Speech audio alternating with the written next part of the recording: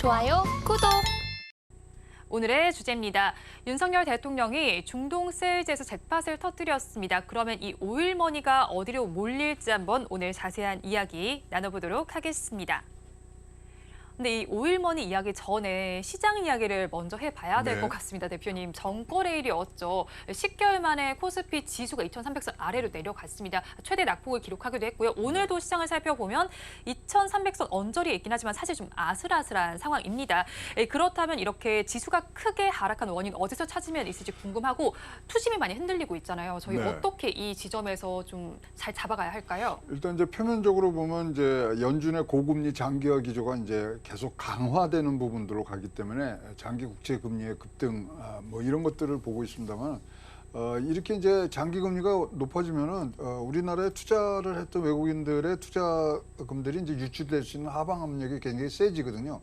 자, 그런 상황에서 지금 뭐 우리가 알고 있는 중국의 경기 침하가 더 안 좋아지는 부분들 여러 가지 있습니다만 그래도 핵심에는 역시 지금 전쟁입니다.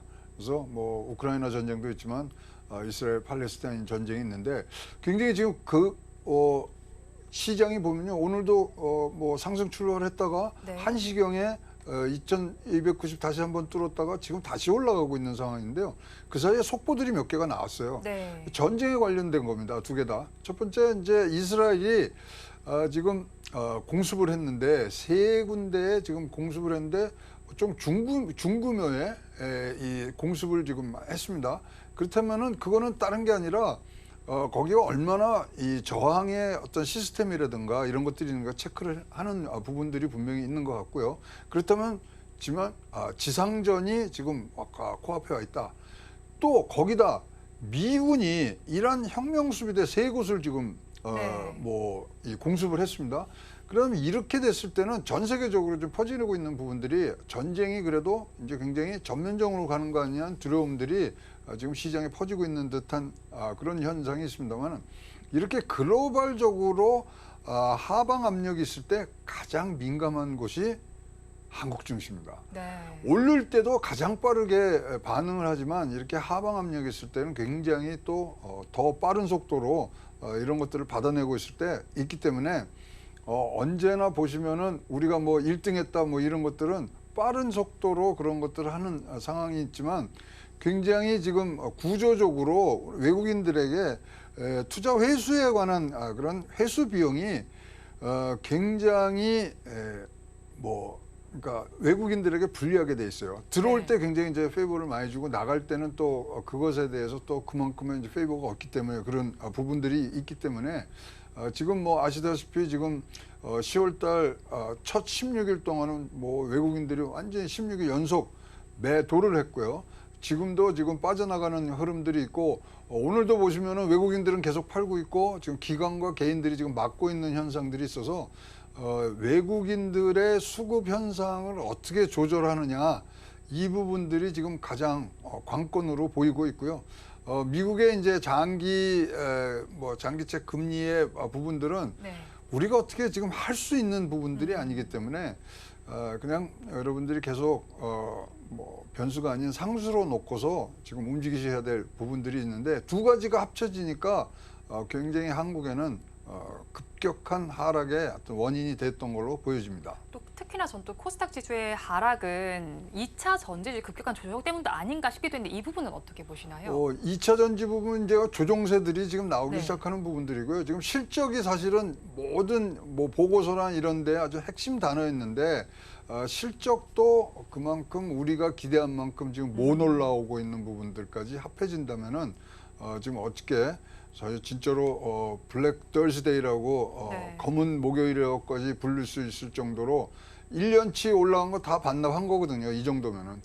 그래서 굉장히 어렵습니다만 그래도 오늘 오전장에는 상승 출발하고 다시 뭐 어저께 종가를 다시 한번 쳤지만 지금 현재로는 다시 올라가고 있는 부분들이 지금 계속 이런 것들을 받아내고 있는 상황이라고 보여지고요.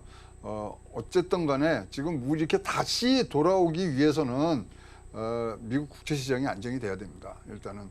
그리고 두 번째 중동 전쟁의 불확실성이 해소가 돼야 되는데 이거야말로 우리가 어떻게 조절할 수 있는 부분들이 아니라서 굉장히 지금 어려운 사고 다발 구간을 지나고 있다고 보여집니다. 네, 우리 증시 사고 다발 구간을 지나고 있다고 좀 짚어주셨는데 그러면 좀 좋은 소식으로 넘어가 보도록 할게요. 그래도 윤석열 대통령이 4박 6일간의 중동 국빈 방문 일정 동안에 27조 원의 잭팟을 터뜨렸잖아요. 그렇다면 이 부분들이 사실 우리 증시에 좀 반응을 잘 해주면 좋을 텐데 증시 상황이 이렇다 보니까 주가에는 그대로 녹여내지 못하는 모양새가 나타나고 있거든요. 그럼 카타르와 사우디아라비아에서는 어떤 논의가 오가는지 먼저 알아봐야겠죠. 근데 이게 이제 전체적으로 보시면 사실 이게 카타르하고 사우디 요번에 처음으로 이제 뭐 국빈 방문했지만 사실 중동에 관련된 거는 작년도 2022년도 11월 달에 빈살만 왕세자가 방한한 것부터 시작되거든요. 그러니까 네. 1년치 계속 되어 오고 있는 부분들이고 다 합하면 107조라는 큰 규모의 지금 투자 유치를 했습니다만은 이런 정책 테마주는요. 굉장히 짧아요. 굉장히 짧고 그다음에 이것이 사실 뭘로 연결돼야 되냐면은 이제 MOU라는 게 지금 뭐 26건 뭐 12건 뭐 이런 얘기가 나오지만 이것이 실적으로 지금 바뀌어야 되거든요. 근데 다른 때에 비해서는 굉장히 속도가 지금 높고 퍼센테이지 높습니다. 예를 들어서 빈살만 왕세자가 왔을 때 26건의 지금 MOU가 체결이 되고 그 당시에 290억 달러를 했잖아요. 네. 대개 MOU가 본사업으로 가는 성사율은 20% 내외입니다. 근데 현재 지금 60% 이상이 지금 가고 있거든요. 뭐 잘 아시는 부분들이 뭐 수소라든가 그다음에 뭐 네옴시티 이런 부분들에 지금 이제 실적으로 나오고 있는 부분들인데 거기가 딱 뭐 해서 나오면은 그다음에 이 테마주들이 굉장히 수명이 짧잖아요. 그러니까 바로바로 차익 매물들이 지금 쏟아지면서 이쪽으로 좀 쏟아져서 주가에 덜커덩 좀 달라붙지를 못하고 있거든요. 계속 지금 뭐 이런 것들이 연체로 나오는데 이것들이 실적으로 옮겨가는 시점이 굉장히 좋은 투자 시점이라고 보여지고요. 뭐 어쨌든 간에 이것들은 이제 차익 실현을 하는 매물들이 나오지만 더 견고한 실적이 나올 때면은 장기적으로 우리가 봐야 될 부분들이 있습니다. 특히 뭐 현대중공업 같은 데는 지금 뭐 5조, 17철의 LNG가 있고요. 지금 뭐 해운 3사 같은 데 나머지 두 개서는 지금 또 30척이 LNG가 또 나온다는 얘기 아닙니까?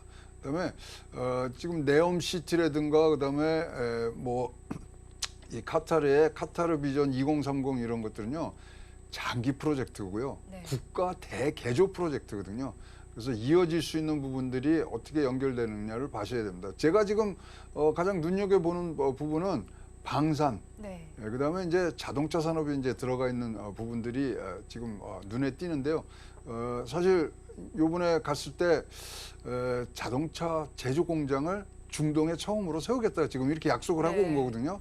그래서 빈살만 대통령이 직접 차를 몰고 나온 다음에 다음번에 오실 때는 현대차를 타겠습니다. 뭐 이런 얘기도 나오는 걸로 봐서는 자동차와 방산 쪽에서는 계속 갈 수밖에 없고요. 사우디라는 나라가 사실 전 세계에서 GDP 대비 방위비의 퍼센티지가 제일 높은 나라입니다. 8% 나거든요. 네. 카타르도 7.4%예요. 근데 거기가 어디에서 무기를 갖고 왔냐면은 대개 다 미국에서 갖고 왔거든요. 미국의 무기 수출의 반이 사실 사우디로 갖고 있는데 요새 사우디하고 미국하고가 사이가 별로 뜨악하잖아요. 네. 근데 무기 체계라는 거는 하루아침에 바꿀 수 있는 부분들이 아닌데 자, 대한민국의 무기 생산과 운영 체계는 뭐 거의 미국의 뭐 한 90% 정도의 영향을 받고 있는 부분들이기 때문에 바로 이런 것들이 사우디에서는 전력 할애를 할 수 있는 거거든요. 따라서 지금 방산 부분들은 굉장히 좋은 방향으로 지금 나갈 수 있는 부분. 그다음에 뭐 인프라라든가 건설, 그다음에 디지털 이런 것들은 벌써 주가에 많이 반영들이 되고 있기 때문에 앞으로 나올 그런 실적들과 앞으로의 어떤 더 확장성을 가진 분야에 사실은 중동 외교에 관련된 수혜주들은 조금 더 성장의 폭이 크지 않겠느냐 이렇게 보여집니다. 국가를 개조하는 프로젝트인 만큼 앞으로 좀 성장세를 계속해서 지켜보셔야 될 것 같은데 앞서서 대표님께서 언급을 해주셨던 뭐 자동차 방산 외에도 뭐 스마트팜, 건설 여러 가지 섹터에서 굉장히 많은 논의가 오고 갔습니다. 그런 만큼 더욱더 시세를 더 많이 분출할 수 있는 섹터는 어디라고 보실까요? 지금 이제 나오면 제일 지금 이 사우디아라비아가 진심인 데가 수소입니다. 그래서 자기네들은 이제 탈석유 시대의 국가의 중심을 몰라냐면 세계 최대의 수소 생산국으로 좀 잡고 있거든요. 네. 근데 수소란 거는 결국은 얘기를 하면은 사실 지금은 에너지원이 석유지만 앞으로는 수소다 이러는 거죠. 그래서 네. 탈석유화의 어떤 붐을 계속 이어나갈 수 있는 부분들이 지금 나오고 있고요. 빈살만 왕세자가 가는 곳마다 뭐 남기고 다니는 말 중에 하나가 뭐냐면 다시는 낙타를 타고 사막을 헤매지는 않겠다 이러거든요. 그러니까 낙타의 시절로 안 돌아갈 것이다. 탈석유는 지나갈 것이다. 그러기 때문에 수소로 가야 된다 이러고요. 지금 현지 신문에 났던 사설 중에 하나가 뭐냐면 한국은 석유 없이 지난 50년간 선진국에 들어간 유일한 나라다. 우리는 석유가 있는데 왜 한국같이 발전을 못했냐 이거거든요. 그렇기 때문에 롤 모델이 한국이 될 수밖에 없고요. 요번에 사실 뭐 언론엔 잘 보도가 안 됐습니다만 자기네 사우디 2030 비전에 지금 주요 협력 대상국을 다섯 국가를 지금 정했어요. 네. 미국, 일본, 중국, 인도 그리고 한국입니다. 그리고 뭐 코람코 같은 데는 우선 협상 대상자로 현대를 지금 딱 잡아놓고서 하는 등등 굉장히 이면에 아직 실적으로 되지 않아서 표면상으로 안 나와 있지만은 굉장히 우리가 진짜로 복합적인 국제 위기에 대응할 수 있는 중동의 제3차 붐이라 그럴 수 있을까요? 그것에 지금 딱 초입에 들어와 있다고 보여집니다. 네, 중동의 제3차 붐이 불 것으로 예상이 되는데 또 수소와 관련해서도 굉장히 중동 쪽에서 많은 관심을 가지는 것으로 보입니다. 그런데 현대차가 또 생산 거점을 마련하면서 뭐 수소와 관련된 이야기도 나오고 있는데 그럼 수소도 있지만 현대차 뭐 완성차 업체잖아요. 그럼 이런 부분에 대한 시장 영향력도 확대해 볼 수 있을까요? 그럼요. 지금 이제 알려진 거는 거기서 뭐 처음부터 끝까지 다 하는 제조가 아니고요. 반제조 조립 공장이라고 지금 얘기들이 하고 있는데 조립 공장 하나만 들어가더라도 대개 100개에서 200개 정도 이 하청 같이 일할 수 있는 주위 산업들이 같이 들어가야 되거든요. 그렇다면은 사실 중동이라는 새로운 소비의 중심이 될 수 있는 국가들에서의 아주 뭐 그냥 심장부에서 차를 조립해서 나온다 그러면 그 다음은 뭐 우리가 뭐 안 봐도 알 수 있는 것이 거기가 다른 생산 기지가 될 수 있고요. 그다음에 이제 이것이 어디까지 연결이 되면 네옴시티에는 뭐 170km 뭐 500km 막 얘기하는데 그 사이에는 이거는 수소 아니면 다닐 수 있는 뭐 이동 수단이 없을 정도로 지금 계획들이 가고 있습니다.